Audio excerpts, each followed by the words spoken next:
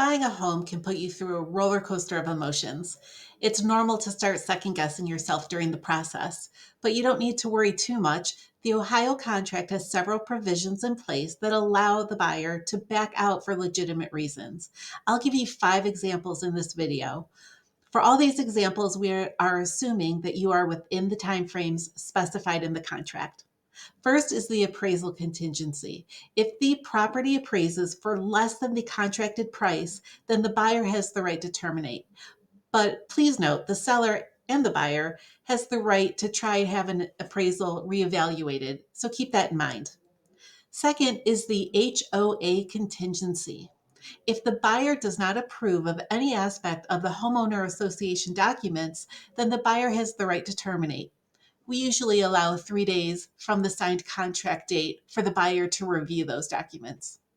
Third, if the buyer is not satisfied with the condition of the home as a result of an inspection and they cannot come to terms with the seller to address the problems, then the buyer has the right to terminate.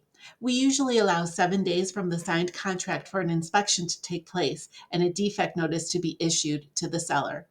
And then the seller has about 3 days to consider that defect notice and respond back to the buyer with their approval or changes.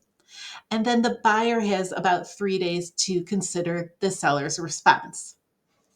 Next, there's the property insurance contingency, which states if the buyers are not satisfied with the cost of insurance or they cannot obtain insurance for some reason at home, then the buyer has the right to terminate. And finally, if the seller fails to maintain the property per the contract terms, or if the property is damaged or destroyed by fire or other casualty, then the buyer has the right to terminate.